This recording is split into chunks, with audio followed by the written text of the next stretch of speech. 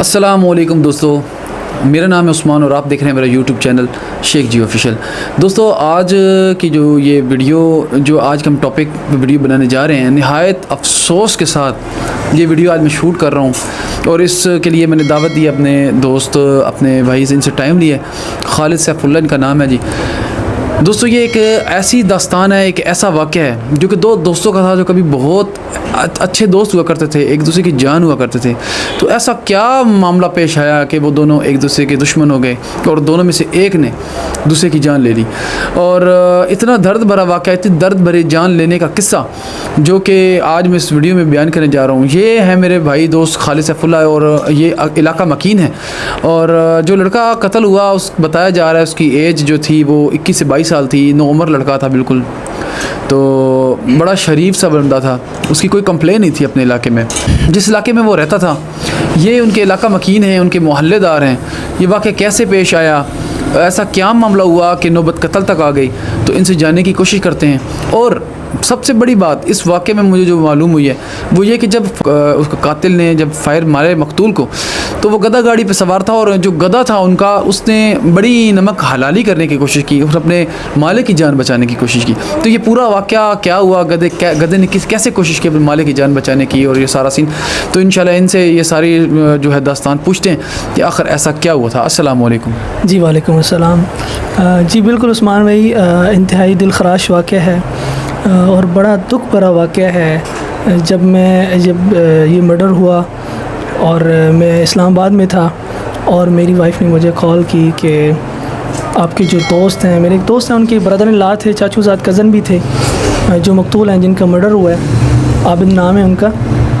तो उन्होंने मुझे बताया कि ऐसे ऐसे उनके कज़न जो हैं आपके दोस्त, उनका मर्डर हो गया है। तो मैं जो है ना, मतलब मेरा दिल भर आया और मेरी आंख से आंसू आ गए कि यार वो तो बड़ा नौजवान, मतलब इतना खूबसूरत जवान था और उसका मर्डर। आप सोच सकते हैं, पेरेंट्स ख़ास करके सोच सकते हैं कि वो किस तरह परवरिश करता है बंदा। छोटा सा बच्चा पैदा होता है और उसकी शरारतें और उसकी सारी बातें, और फिर पाल पोस कितना बड़ा करता है और कितनी उम्मीदें होती हैं उसको, और कैसे वो सोच रहा होता है कि मैं इसकी ऐसे शादी करूँगा और मैं इसके साथ, और इसके आगे हमारे पोते पोतियाँ होंगे। और जी मतलब एक ऐसी उम्मीदें होती हैं पेरेंट्स को अपने बच्चों के साथ। और फिर ऐसा जवान बेटा, और जिसका ये सारी चीज़ें सामने हों कि बस इसकी अनकरीब हमने शादी करनी है, और मतलब एक खुशहाली वाली ज़िंदगी गुजार रहे हों, खुशहाल, और उनके बेटे को कत्ल कर दिया जाए बग़ैर किसी वजह के,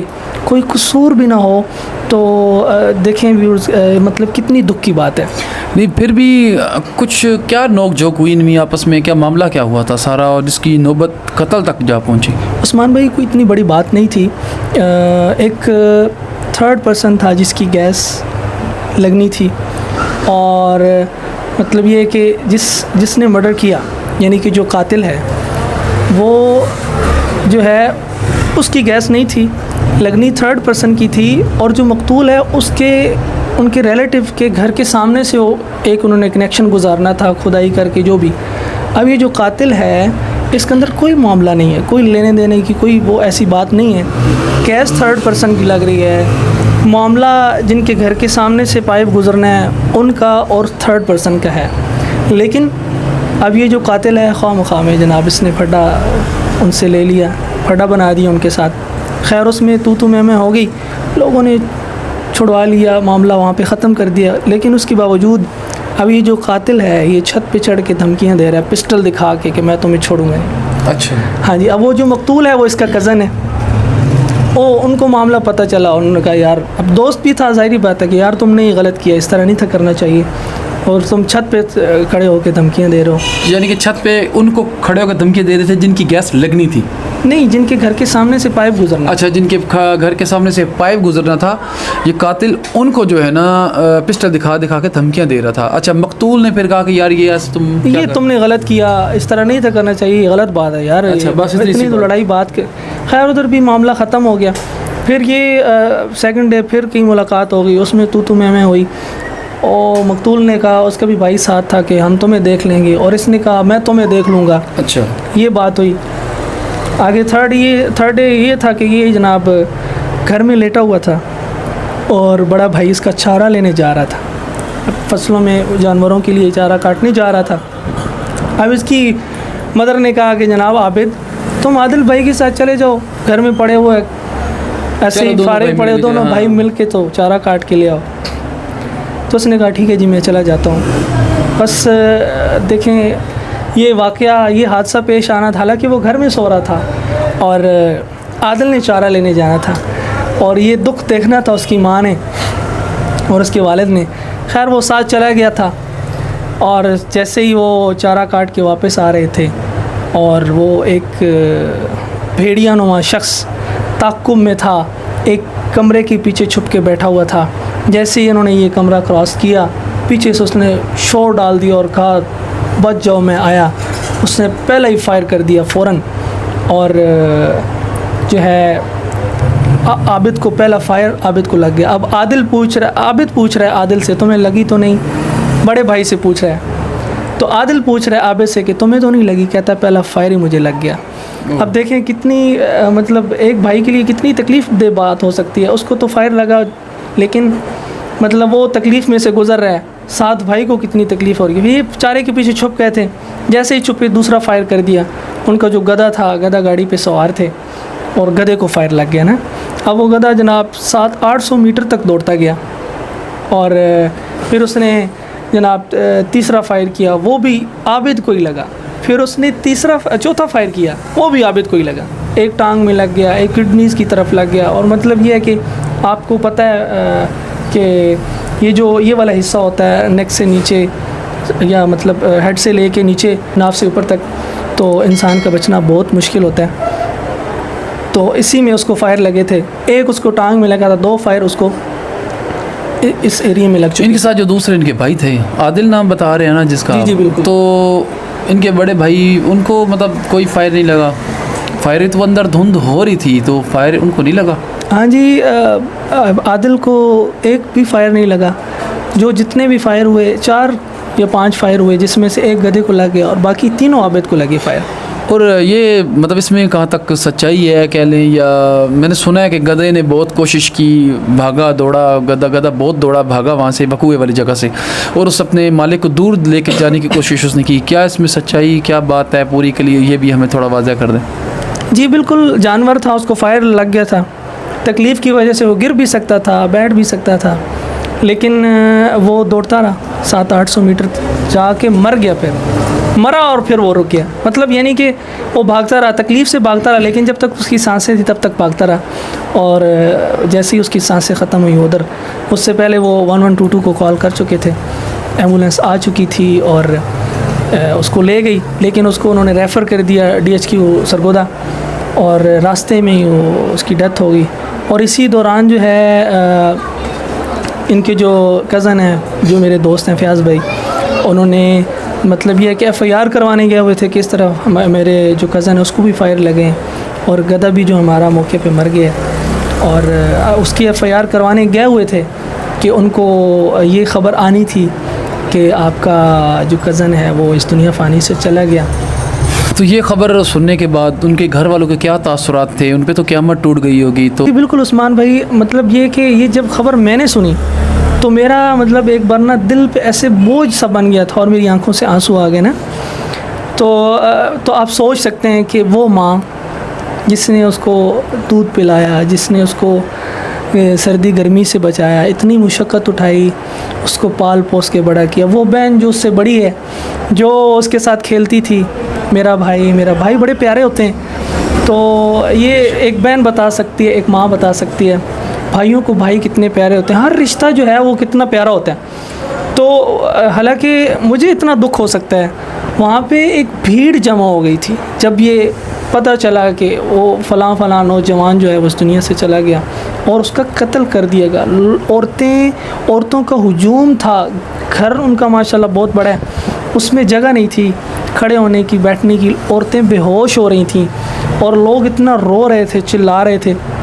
ये हकीकत है, बहुत दुख वाली मतलब एक दास्तान है, कहानी है जो ये हमारे मोहल्ले में वाक़या हुई और बहुत मुश्किल था इस मंज़र को देखना। अच्छा, तो अभी जो कातिल है उसका कोई पता चल सका कि वो कहाँ है या कोई? जी बिल्कुल, हमारे इलाके की जो पुलिस है, पहले भी यहाँ पे एक मर्डर हुआ और वो उनके कातिलों का तो पता ही नहीं था, लिहाजा उसमें भी बड़ी कोशिश कर रही है और इस केस में भी बहुत साथ दे रही है वो।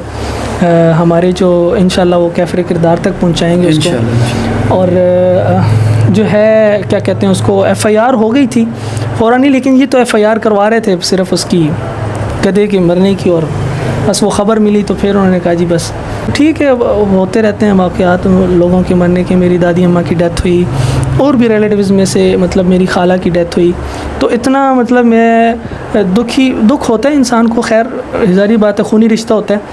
तो इसकी जब मैंने ख़बर सुनी ना, तो मैं मतलब मेरा सर चकरा गया और मेरा दिल ही रुक गया कि मैं बैठ गया। एक जवान की असल में मौत थी, बिल्कुल नॉर्मल लड़का था जी, वो 21-22 साल उसकी एज बताई जा रही है, यंग सा लड़का था और उसकी कोई शिकायत नहीं थी मोहल्ले में। होता है कोई शिकायत हो कि लड़के आपस में जैसे कि मतलब लड़ाई झगड़ा हो जाता है, कोई इस तरह से मामलात हो जाते हैं। उसकी ज़िंदगी का सारा हिस्सा भी बहुत अच्छा गुजरा है, शराफत में गुजरा है, लोग उसकी तारीफ़ कर रहे हैं आज भी। तो अच्छा, ये मैं समझता हूँ कि आप भी बताएंगे कि आप आखिर में क्या पैगाम देंगे वालिदैन को कि वो अपने बच्चों के साथ क्या करें कि बच्चे इस तरफ ना जाएं क्या? तो जी बिल्कुल उस्मान भाई, मेरा ये पैगाम है पेरेंट्स को कि प्लीज़ अपने बच्चों पे कड़ी नज़र रखें। आपके खुसूसन आपके बेटे जो हैं उन पे, आजकल की न्यू जनरेशन जो है, लड़कपन एक ऐसी एज है जिसमें बंदे को समझ नहीं आती कि वो क्या कर रहा है और क्या नहीं कर रहा। तो मेरी पेरेंट्स से ये रिक्वेस्ट है कि आप, अगर आपका बच्चा कहीं से लड़ाई करके आता है, स्कूल में छोटी सी भी लड़ाई होती है, मार खा के आता है या मार के आता है, प्लीज़ उसको डांटें। क्योंकि अक्सर पेरेंट्स ऐसे होते हैं कि अगर बच्चा उनका मार के भी आया ना, तो वो बच्चे के साथ खड़े होते हैं। हाँ जी, आपकी ज़रूरत कैसे हुई हमारे बेटे के साथ, आपको नहीं पता ये किसका बेटा है। मतलब इस बात में जब वो बच्चा सुनता है तो उसका गलत इंप्रेशन पड़ता है उस पर। वो उसको फिर ये समझता है कि बस ठीक है जी, बड़ा अच्छा काम था, मुझे इस पर अप्रिशिएशन मिली है और मैं इसको जो है मैं करूँ। तो इससे फिर क्या होता है, फिर आबिद जैसा एक मकतूल होता है और दूसरा जो कातिल था उसका निकनेम उसको बानी के नाम से पुकारा जाता था। तो ऐसे ही एक कातिल होता है। मतलब ये होता है कि उस पर इससे गलत जो है हमारी न्यू जनरेशन पे गलत असरात पड़ते हैं। लिहाजा मेरी प्लीज़ रिक्वेस्ट है पेरेंट्स से कि वो जो है अपने बच्चों की केयर करें, अपने बच्चों का ख्याल रखें, उनको मसरूफ़ रखें, ऐसी एक्टिविटीज़ बनाएं। बल्कि देखें, अब सुबह फजर के टाइम पे आप उनको उठाएं, नमाज़ पढ़ें, ज़ोर पढ़ें, कुरान पढ़ें, स्कूल जाएं, स्कूल का पढ़ें, ट्यूशन पढ़ें, कुरान मजीद पढ़ें, ऐसे मसरूफ़ रहेंगे। और सबसे बड़ी बात, उनको दीन सिखाएं। दीन जो है वो हकीकत है। तो प्लीज़ जो है आप, क्योंकि हुज़ूर सल्लल्लाहु अलैहि वसल्लम की जो ज़िंदगी है वो मुबारक ज़िंदगी है, और सबसे बड़ी जो है आप वसल्लम की जो जिसमें अतर से निकलने वाले अमाल हैं वो कीमती हैं और वो इंसान की कामयाबी का राज हैं। वो दुनिया है या आखिरत है। तो प्लीज़ मेरी रिक्वेस्ट है, आप जो है बच्चों को दीनदार भी बनाएं और स्कूल का भी बढ़ाएं, लेकिन बच्चों का ख्याल रखें। थैंक यू जी, बहुत शुक्रिया आपका, काफ़ी टाइम लिया है मैंने आज, और बहुत शुक्रिया आप लोगों का भी जिनने मेरी वीडियो को पूरा देखा। प्लीज़ अपने बच्चों का ख़ुसूसी ख्याल रखा करें, हर किस्म की एक्टिविटी जो भी बच्चे कर रहे होते हैं उस पर नज़र रखा करें, और बच्चों को किसी भी मामले में शह नहीं देनी, ठीक है, उनका ख़ुसूसी ख्याल रखा करें। और थैंक यू, आपने वीडियो को पूरा देखा, आपका भी बहुत शुक्रिया, आपने मुझे टाइम दिया, जज़ाकल्लाह जी। आप लोगों से रिक्वेस्ट है मेरे चैनल को सब्सक्राइब कर लें और इस वीडियो को लाइक कर दें और अपने दोस्तों के साथ शेयर कर दें। Thank you so much.